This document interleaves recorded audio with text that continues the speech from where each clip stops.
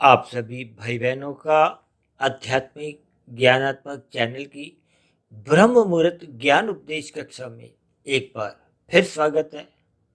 आज की चर्चा का विषय है शुभ संस्कार ही बुरे संस्कारों को, और बुरे संस्कारों के दाएं बाएं हमने सफेद रंग के जो एक हैज के चिन्ह लगाए हैं।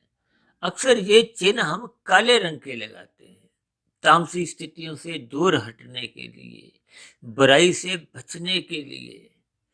और आज हमने देखी, क्योंकि शुभ संस्कार एक ज्ञानमय स्थिति है। जैसे सुबह प्रकाश आने से ही अंधकार अपने आप ही समाप्त होने लगता है, ठीक उसी तरह आपके हमारे जैसे जैसे शुभ संस्कार बढ़ते जाते हैं, वो पहले के फिर बने हुए जो बुरे संस्कार थे, चाहे वर्तमान जीवन के चाहे पहले के मनुष्य योनियों के, उनको धीरे धीरे वो कमजोर करते हुए समाप्त करते जाते हैं। क्योंकि अच्छे बुरे संस्कार बनते भी मनुष्य योनि में ही है, इसलिए वर्तमान मनुष्य जीवन में इन बुरे संस्कारों को अच्छे संस्कारों से समाप्त करना। क्योंकि नीचे की जोनियां हो या ऊपर की जोनियां, संस्कारों की स्थिति में कोई परिवर्तन नहीं आता। और अक्सर हम तो अपनी चर्चाओं में कहते रहते हैं कि संस्कारों के कमरे को तो ताला लग जाता है, केवल कर्मों के कर्माशय का ताला खोल दिया जाता है। नीचे की स्थितियों में जो तामसी स्थिति है, दंडमय स्थिति है, वहां पाप कर्मों का कर्माशय खुल जाता है। जैसे जैसे नीचे की जोनियों में वो दुख रूपी स्थितियों का भोग होता है, तो परमात्मा परम दयालु है। परमात्मा ने नीचे की जोनियों के सभी जीवों को कर्म से अचेत रखा हुआ है, ताकि उनको अपने दुखों का बोध नहीं हो। देखिए, जैसे जैसे वो दुख भोगते हैं, तो उनका पाप कर्मों का कर्माशय कर्म से घटता जाता है। अब नीचे की तो देखिए वनस्पति जोनियां 20 लाख तरह की है। सबसे नीचे की जोनियां ही वनस्पति जोनी, जो कि चल फिर भी नहीं सकती। और वनस्पति जोनियों के जीव आपका हमारा एक भोजन है। देखिए, प्रकृति की व्यवस्था में एक एक स्थिति बहुत ही विचित्र है, बहुत ही ज्ञान पूर्वक एक व्यवस्थित ढंग से चल रही है। लेकिन मनुष्य योनि पाकर हम इन सभी स्थितियों को ज्ञान पूर्वक समझते नहीं है। बस भोगों में ही ये जो 5 भोग्य विषय हैं, गंध, रस, रूप, स्पर्श और शब्द, इन भोग विषयों की ही लोलुपता मनुष्य को अपनी मूल ज्ञान में स्थिति में स्थित होने नहीं देती।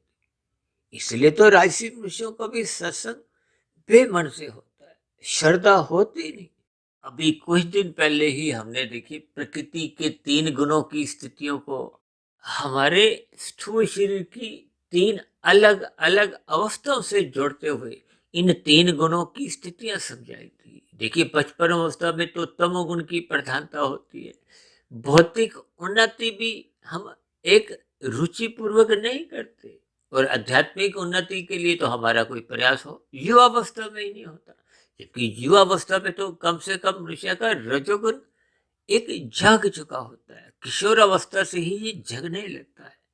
और कुछ दिन पहले हमने संस्कारों के ऊपर भी कुछ ऐसी स्थितियां रखी थी कि गर्भाकाल की क्या स्थितियां हैं, शिशु काल में, बचपन अवस्था में, किशोर अवस्था में, युवा अवस्था में ये संस्कार किन किन स्थितियों में पहले के बने हुए बाहर निकलते हैं, यानी कि वो प्रकट होने लगते हैं आपके हमारे आचरण में, आपके हमारे व्यवहार में। उन पहले के बने हुए संस्कारों का बहुत ही महत्वपूर्ण योगदान होता है। और माता के गर्भ में ही आते ही आपके बड़े नए संस्कार भी बनने लगते हैं। तभी तो बार बार कहा जाता है कि माता पिता को एक अच्छा आचरण रखना चाहिए।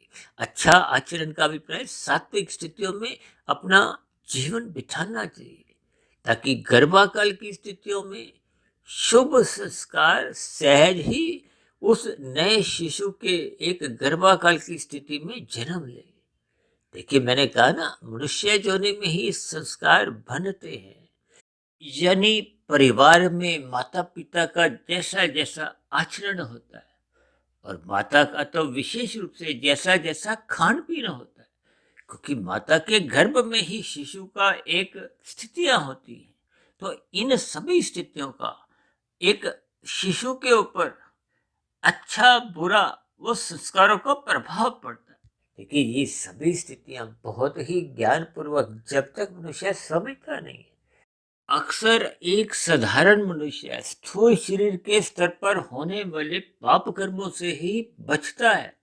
और ये अच्छी बात है, क्योंकि स्थूल शरीर के स्तर पर जो हम कर्म करते हैं, अच्छे करते हैं, तो उनके अच्छे संस्कार बनते हैं। देखिए कर्माशय अच्छा बुरा तो बनता ही है, उनके साथ साथ संस्कार भी बनते हैं।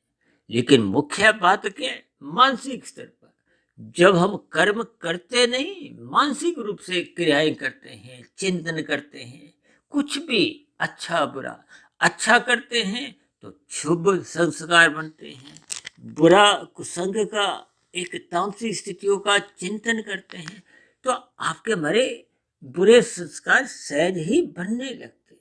इसीलिए तो कहते हैं सत्व गुण का संग करो, ब्रह्म मुहूर्त में उठो, रात को मौनात्मक स्थितियों से बचो। ये सभी स्थितियां इसीलिए कही गई ताकि आपके मेरे संस्कार बिगड़े नहीं, क्योंकि जैसा जैसा हम संग इन गुणों का करते हैं, फिर वैसा वैसा रंग इनका स्वभाव रूप में, संस्कार रूप में वो सहज ही अपने आप चढ़ने लगता है।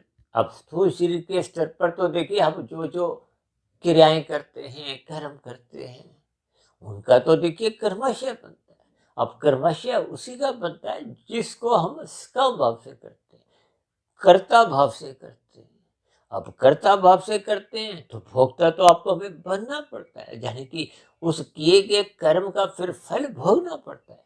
यही तो कर्म फल सिद्धांत की स्थिति है, जिसको अक्सर हम देखिए लगभग किसी ना किसी दृष्टिकोण से समझाते ही रहते हैं। ये कर्मों की स्थिति और संस्कारों की स्थिति, शास्त्रों में तो देखिए सूक्ष्म दृष्टिकोण से संस्कारों को एक विशेष महत्व दिया गया है, और जिसको हम साधारण बोलचाल में कर्माशय कहते हैं।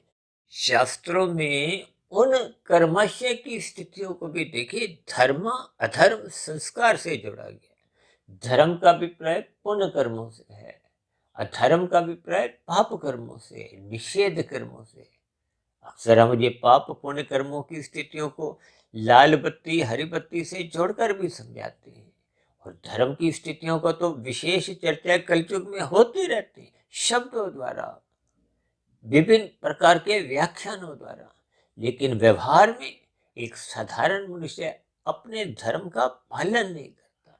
यही धर्म का पालन करवाने के लिए तो भगवान श्री कृष्ण जी ने द्वापर युग में एक अवतार रूप में अर्जुन के माध्यम से आपको हमें एक ज्ञान संदेश दिया, एक ज्ञान उपदेश दिया।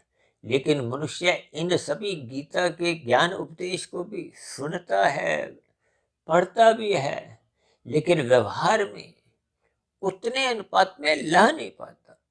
ला नहीं पाता का अभिप्राय क्या है? देखिए रजोगुण तमोगुण ये दो गुण बंधनदायक है, सतोगुण मुक्तिदायक है। सतोगुण का यदि मनुष्य संग नहीं करता, देखिए ये जो हमने आज लिखा है ना शुभ संस्कार, ये शुभ संस्कार हमने सफेद रंग से दर्शाए और बुरे संस्कारों को हमने काले रंग से दर्शाया।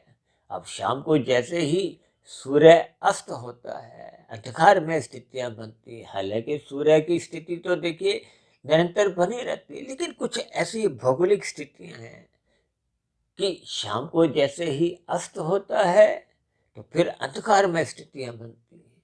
अंधकार में स्थितियों से बचने के लिए आप और हम अपने घरों में देखिए बल्ब ट्यूब जलाते हैं। अब बल्ब ट्यूब की रोशनी भी आपकी ऐसी ही सफेद होती है, धुतिया होती, तो फिर वो अंधकार को टिकने नहीं देती, समाप्त कर देती। ठीक इसी तरह ये जो शुभ संस्कार को हमने सफेद रंग से दर्शाया ना, और नीचे हमने दो हैज के एक सफेद रंग के आज चिन्ह लगाए हैं।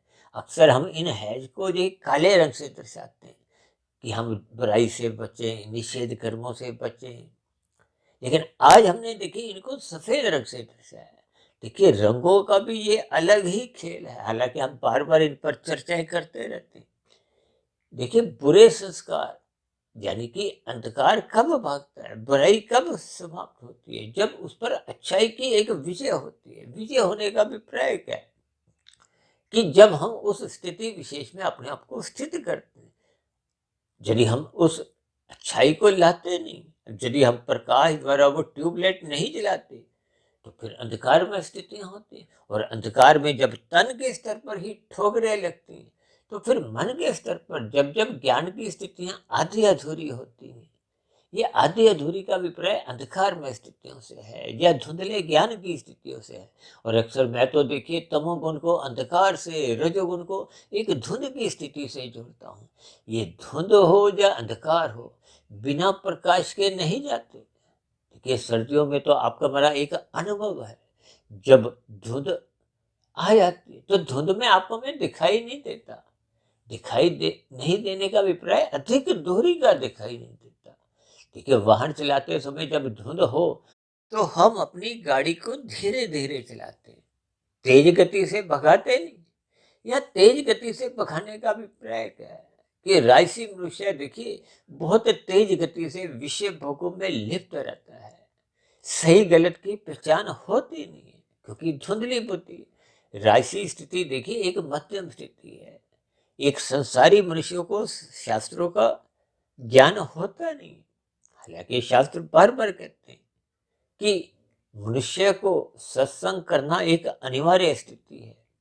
और अक्सर कभी कभी कुछ भाई बहन मुझे भी ऐसी शिकायत करते हैं कि हमारे इस आध्यात्मिक ज्ञानात्मक चैनल में 2200 से लगभग वीडियो तो हो चुकी है, फिर भी आप और हम प्रतिदिन इन वीडियो को प्रसारित करते हैं।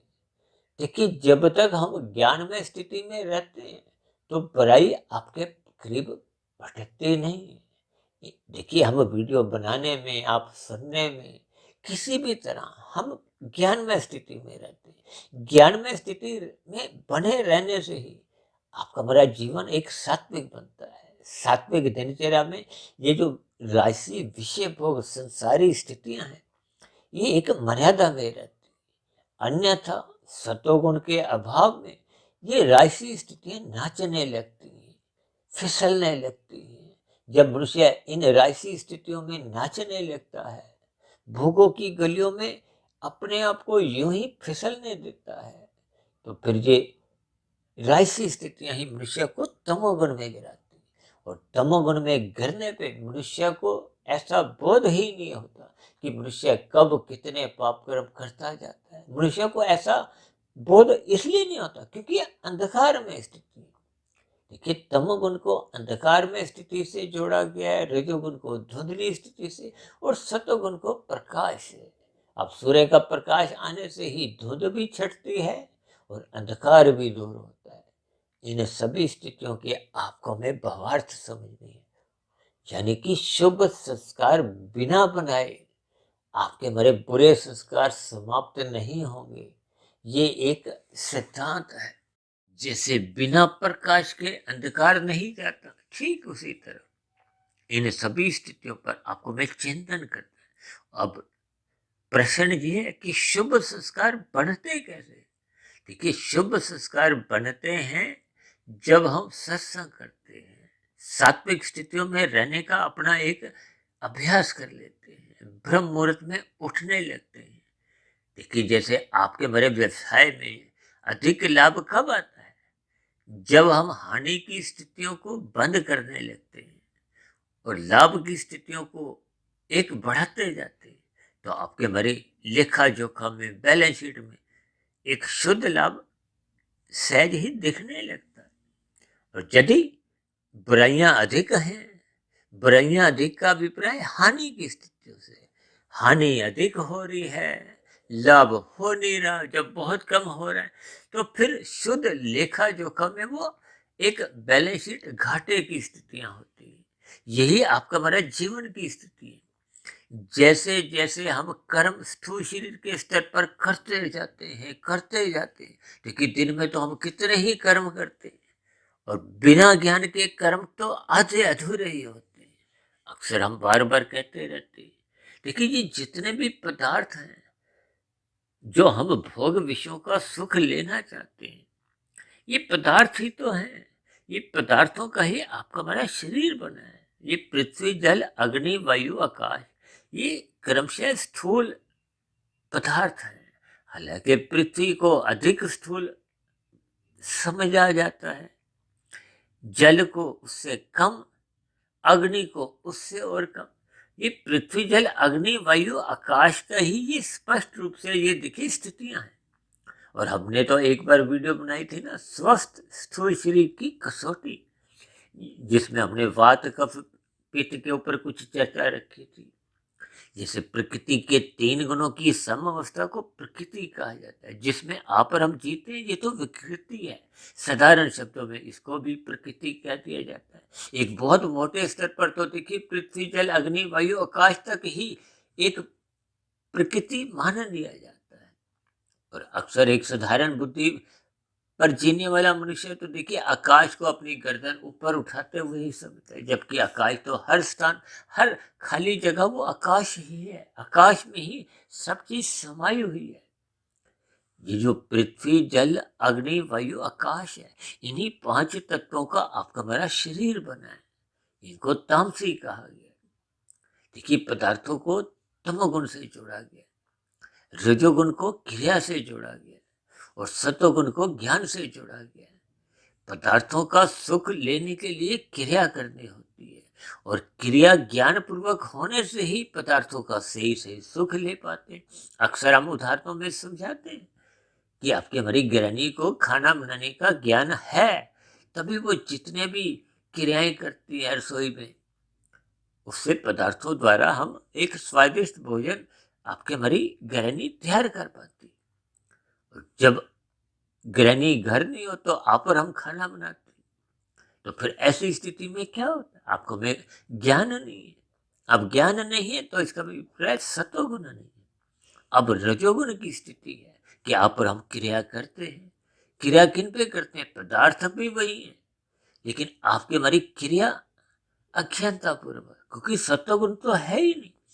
अब रजोगुण और तमोगुण की स्थितियां हैं, तो फिर ये सभी स्थितियां कोई स्वादिष्ट खाना नहीं बनाएंगे। देखिए स्वाद का अभिप्राय क्या है? अर्थपूर्व स्थिति से है। अर्थपूर्व स्थिति का अभिप्राय मनुष्य योनि का एक सार्थक स्थितियों से है, एक सात्विक स्थितियों से है। यानी कि जब तक आपका हमारा मिला हुआ जीवन एक अर्थपूर्वक, एक परमात्मा की ओर नहीं चलता, तो फिर देखिए भोगी का जीवन हो, चाहे जोगी का जीवन हो, चाहे रोगी का जीवन, जीवन तो सबके ही बीतते हैं। क्योंकि आपका हमारा मिला हुआ जो एक स्थूल शरीर है, वो एक निश्चित सांसें लेकर आया है। और मृत्यु के सत्य को आप और हम अच्छी तरह पहचानते हैं। आपके हमारे घर में भी देखिए कितने ही लोग अब तक आए, कितने ही चले गए।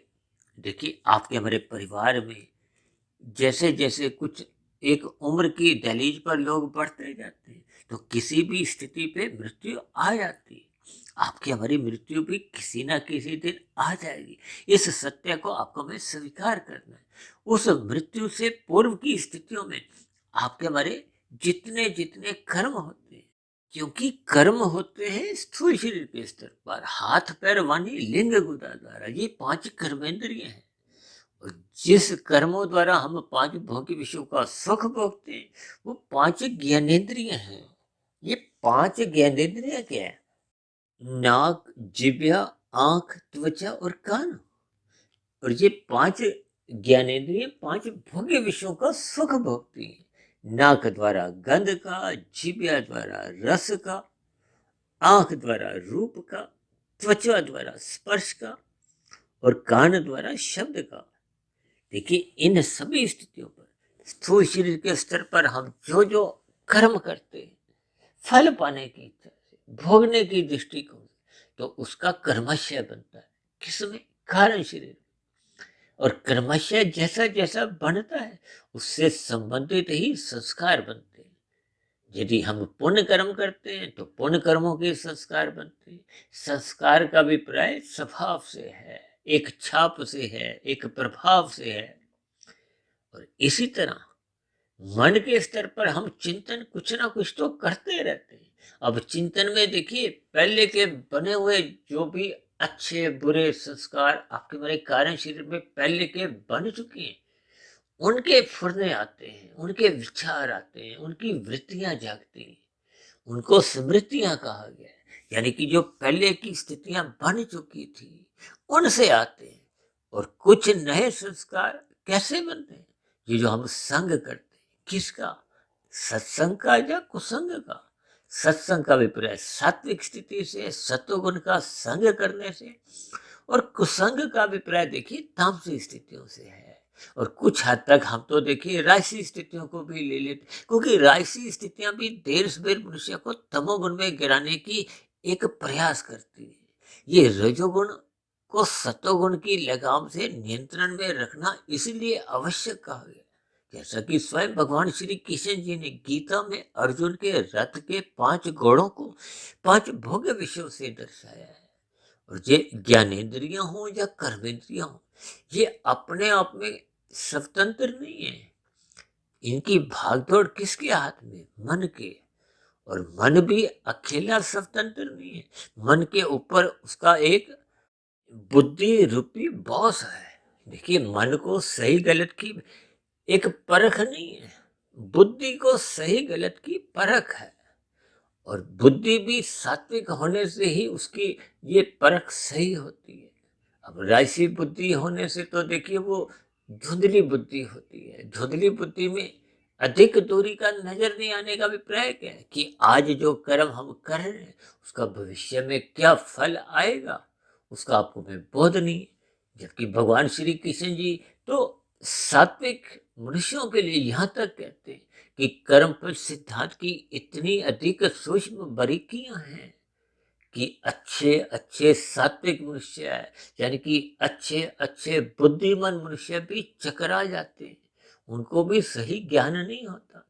और हम तो देखिए परमात्मा की प्रेरणा से ये कर्मफल सिद्धांत के ऊपर ही अब तक हमने 200, 250, 300 वीडियो प्रसारित किए होंगे। और हम तो देखिए पाप कर्मों के ऊपर भी हमने 15, 20, 25 वीडियो तो हमने प्रत्यक्ष रूप से प्रसारित किए, क्योंकि ये बहुत ही सूक्ष्म स्तर पर इन स्थितियों का मनुष्य को ज्ञान होना चाहिए।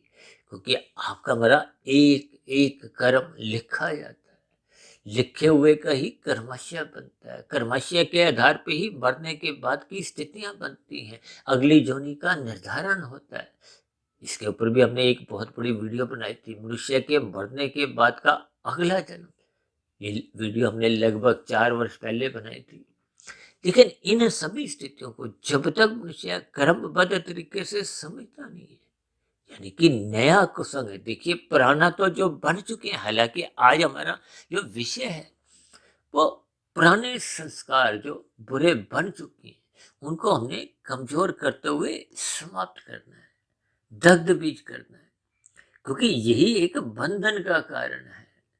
बंधन का कारण का अभिप्राय 84 लाख प्रकार की जोनियों का एक आधार है कि मनुष्य जोनि शास्त्र समझाते हैं तभी मिलती है जब संचित कर्मों में मरते समय पुण्य कर्मों की कम से कम अनुपात 50-51% बना रहता है। यहाँ पुण्य कर्मों का अभिप्राय एक सात्विक कर्मों से होता है। हालांकि राशि कर्मों को भी देखिए कोई पाप कर्मों में नहीं डाला गया, वो भी पुण्य कर्म है, लेकिन वो लगभग 0 की स्थिति होती है, यानी कि वो पाप कर्मों से तो बचाते हैं।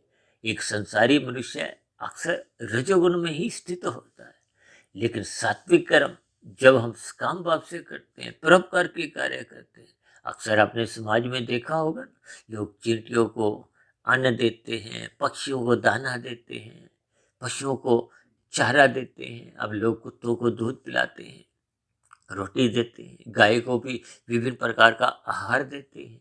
विशेष रूप से गौशाला में लोग दान देते हैं, धर्म के प्रचार के लिए भी धन देते हैं, समय लगाते हैं। भारत जैसे देश में तो देखिए भंडारे की स्थितियां अक्सर देखने को मिलती है। हालांकि इन सूक्ष्म स्तर पर इनकी भी बहुत ही अलग ज्ञानमय स्थितियां हमने अलग अलग वीडियो में समझाई है, लेकिन फिर भी देखिए परोपकार के कार्य जब जब हम सकाम भाव से करते हैं तो उसके एक अच्छे संस्कार बनते हैं, बशर्ते ये ज्ञान पूर्वक हो, श्रद्धा पूर्वक हो। अन्यथा देखिए हम कर्म कांड तो जीवन में कितने ही करते आए, लेकिन फिर भी आपके हमारे व्यवहार में वो शुभ संस्कार बनते नहीं। देखिए शुभ संस्कार बिना बने आपके मेरे मन बुद्धि के स्तर पर एक श्रद्धा नहीं जगती, और श्रद्धा के बिना आपके मेरे कर्म आधे अधूरे ही होते। इन सभी स्थितियों पर आपको हमें ज्ञान पूर्वक समझना होगा, यानी कि सत्वगुण का अधिक से अधिक संग करने से ही आपकी हमारी सात्विक स्थिति मजबूत होती है। सात्विक स्थिति मजबूत होने के लिए आपको हमें ब्रह्म मुहूर्त में उठना चाहिए, क्योंकि वो तो सत्वगुण की भी एक शुद्धतम स्थिति है। जब हम सात्विक स्थिति अपनी मजबूत करते हैं तो फिर सत्संग में मन टिकने लगता है, श्रद्धा बढ़ने लगती है। श्रद्धा पूर्वक किए गए सत्संग का आपको हमें लाभ मिलता है कि हम उस पर चिंतन कर सकते हैं। यदि श्रद्धा पूर्वक सत्संग ही आरंभ नहीं हुआ तो फिर उस पर चिंतन तो संभव ही नहीं, क्योंकि चिंतन किसने करना है? मन ने। और मन ने श्रद्धा पूर्वक सुना नहीं था, तो अब मन में वैसे फिर भाव आ नहीं सकते। इसलिए कहते हैं श्रद्धा पूर्वक सत्संग करो। फिर सुनेंगे सत्संग का, देखिए कुछ समय विशेष के बाद वो कमजोर पड़ने से पहले ही उस पर चिंतन करो, मनन करो।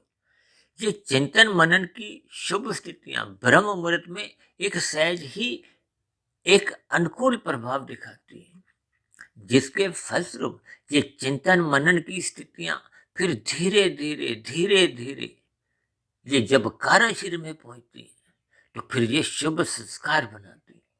उससे पूर्व जब तक ये शुभ संस्कार कारण शरीर में पहुंचते नहीं है, देखिए स्थूल शरीर से सूक्ष्म शरीर, अक्सर हम कहते हैं ना स्थूल शरीर पर श्रद्धा पूर्वक किया गया सत्संग 1% की सफलता है। और जब ये श्रद्धा पूर्वक किए गए सत्संग का हम समय के रहते मन बुद्धि के स्तर पर चिंतन करना आरंभ करते हैं तो ये 10% की सफलता है। और इस चिंतन मनन को निरंतर करते रहो, 10 से 11, 12, 15, 17, 20, 25, यानी कि ये निरंतरता तब तक बनी रहे जब तक ये 100% पे नहीं पहुंचते, भले ही जीवन बीच में समाप्त भी हो जाए। तभी तो कहते हैं निरंतरता बनी रहनी चाहिए, यानी ये निरंतर स्थिति बनी रहने से कार्य शरीर में जब ये 100% शुभ प्रभाव दिखाते हैं, वही स्थितियां देखिए शुभ संस्कारों की है। शुभ संस्कार बनने पे ही ये जो पहले के बुरे संस्कार चाहे वर्तमान जीवन के थे चाहे पूर्व के मनुष्य योनियों में कभी कभी थे, वो फिर क्रमशः कमजोर होने लगते हैं, समाप्त होने लगते हैं। शास्त्रों में उसी को कहा गया दग्ध बीज होना। देखिए जब बीज जल जाता है, क्योंकि संस्कार एक बीज है, जब तक वो बना रहता है कभी कभी तो सोया रहता है। अब सोए हुए जो एक स्थितियां हैं वो आपको में भाषित नहीं होती। कभी कभी हम संसार में कहते हैं ना, वो तो 20 साल से मैं ही देख रहा हूँ, वो तो बहुत ईमानदार था, उससे मैं चोरी की तो कभी उम्मीद नहीं कर सकता। तो इसका अभिप्राय है कि वो चोरी का संस्कार पहले से ही उसके भीतर में था, लेकिन वो सोया हुआ था। जगता कब है? जब कुछ ऐसी परिस्थितियां मिल जाती हैं। देखिए परिस्थितियां बाहर से आती हैं, वो परिस्थितियां मन की स्थितियों में एक परिवर्तन लाती है। परिवर्तन का अभिप्राय वो एक रिएक्ट करती है। फिर कारण शरीर में जो पहले के बुरे संस्कार वो जगने लगते हैं, वो अपनी एक प्रतिक्रिया देते हैं। तो फिर ऐसी स्थितियों में कुछ ऐसे तालमेल की स्थितियां बन जाती हैं, तो फिर वो एक चोरी की स्थिति, ये देखिए मात्र एक उदाहरण है। कभी कभी आप न्यायालयों में भी कुछ ऐसे मुकदमे आपने सुने होंगे कि अपराधी स्वीकार करता है कि मैं इसकी हत्या करना नहीं चाहता था, लेकिन उस समय विशेष में पता नहीं कैसा कोई राक्षस रूपी एक वेग मेरे मन में आ गया कि मैं इसकी हत्या कर बैठा। वो वेग क्या है? वो संस्कार है। ये संस्कार देखिए मध्यम वेग के होते हैं, एक हल्के वेग के होते हैं, एक तीव्र गति से होते हैं। अब ये बलात्कार जैसी स्थितियां समाज में देखते हो, ये तीव्र वेग की ही एक स्थितियां हैं। ये जो उग्रवादी लोग हैं, आतंकवादी लोग हैं, ये जो दंगे फसाद करने वाले लोग हैं, इन सभी के कारण शरीर में बहुत ही बुरे संस्कार बने होते हैं। और उनको देखिए कुछ बाहरी परिस्थितियां को हो या उनके मन की स्थितियां को वो जगती हैं। इसलिए तो बार बार कहा जाता है कि मनुष्य के लिए सत्संग करना अनिवार्य स्थिति है। इसको मनुष्य बहुत हल्के में लेते हैं, तामसी मनुष्य तो मजाक में लेते हैं और राजसी मनुष्य हल्के में लेते हैं। केवल सात्विक मनुष्य ही इसको गंभीर से लेते हैं। इसलिए इन सभी स्थितियों को आपको में भी गंभीरता से लेना होगा। देखिए आज की वीडियो लगभग आधे घंटे की हो चुकी है। अक्सर मनुष्य बार बार मेरे से अनुरोध करते हैं कि आप अपनी वीडियो थोड़ी छोटी ही रखा करो। हालांकि मेरे हाथ में कभी कभी स्थितियां कुछ समझाते समझाते कुछ वहां तक पहुंच जाती हैं। अब वीडियो को सही स्थिति तक पहुंचाते हुए तो वीडियो कुछ कभी कभी बड़ी भी हो जाती है। हालांकि मेरा प्रयास रहता है कि बात को संक्षिप्त रूप में समझाया जाए, लेकिन शास्त्रों की बातें देखिए संक्षिप्त रूप में आपको में समझ नहीं आती। मुझे भी देखिए समझाने में कुछ समय लगता है। ये सभी स्थितियां देखिए बहुत ही सूक्ष्म स्तर पर होती हैं, जिनको हल्केपन में लेने से आपको में सही समझ नहीं आती। और हम तो प्रतिदिन ही कुछ ना कुछ विषय ऐसे लेते रहते हैं कि किसी तरह आपके मेरे शुभ संस्कार बने, क्योंकि शुभ संस्कार ही मन बुद्धि के स्तर पर अच्छे अच्छे विचार लाते हैं। ये अच्छे अच्छे विचार ही स्थूल शरीर के स्तर पर नए कर्मों को स्थितियां देते हैं। इसीलिए तो कहते हैं शुभ संस्कार बनाने के लिए सत्संग करते रहो। अब सत्संग करने की स्थितियां देखिए सुनने से है, पढ़ने से है। अब सुनने पढ़ने की स्थितियां का अभिप्राय ये भी नहीं है कि आपने केवल आध्यात्मिक ज्ञानात्मक चैनल सुधीर भाटिया फकीर से ही जुड़ना है। देखिए हमने परमात्मा से जुड़ना है, हमने परमात्मा को सब्सक्राइब करना है। भले ही आप इस सुधीर भाटिया फकीर चैनल को सब्सक्राइब करो तो अच्छी बात, नहीं करो तो कोई बुरी बात नहीं है।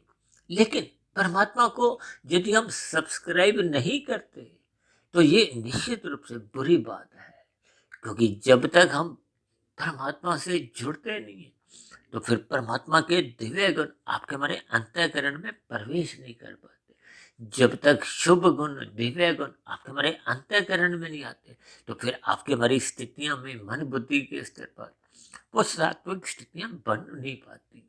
इसलिए मेरी आप सभी भाई बहनों से विनती है कि अपनी सात्विक स्थिति मजबूत करने के लिए निरंतर श्रद्धापूर्वक सत्संग करते रहिए। रात को मुनात्मक स्थितियों से बचने के लिए जल्दी सो जाना चाहिए, सुबह ब्रह्म मुहूर्त में अवश्य ही उठ जाना चाहिए, ताकि दिन में ये राजसी स्थितियां, संसारी स्थितियां, भोग विषयों की स्थितियां ये बिगड़े नहीं। क्योंकि नए सिरे से जब बिगड़ती हैं तो फिर नए भोग विषयों के कर्म होते हैं। फिर कब पाप कर्म होने लगते हैं तो फिर उन पाप कर्मों के बुरे संस्कार और बनते हैं। जबकि मनुष्य जोनि तो पहले के बुरे संस्कारों को दग्ध बीज करने के लिए मिली है। तो इन सभी स्थितियों का आपको मैं ज्ञान पूर्वक चिंतन करते हुए यथासंभव अपने कर्मों में सुधार लाना है, अपने बुरे संस्कारों को कर्म से दग्ध बीज करना है, जिसकी शुरुआत सर्वप्रथम श्रद्धा पूर्वक सत्संग से ही होगी। इसलिए आपका हमारा जो एक सत्संग है उसमें श्रद्धा जगानी होगी।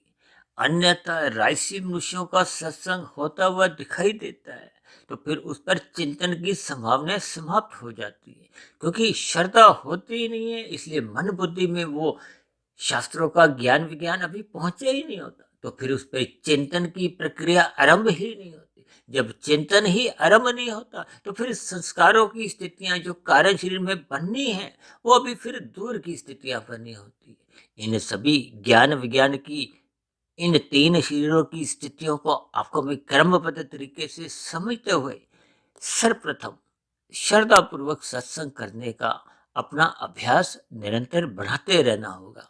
तो ऐसी सभी शुभ स्थितियां हम सभी भाई बहनों के जीवन में भी निरंतर बढ़ती जाए। इन्हीं शुभ कामनाओं के साथ आज की चर्चा विशेष को अब यही विश्राम देते हैं।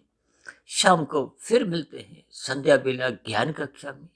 तब तक आप अपने आध्यात्मिक मित्र सुधीर भाटिया फकीर को इजाजत दें।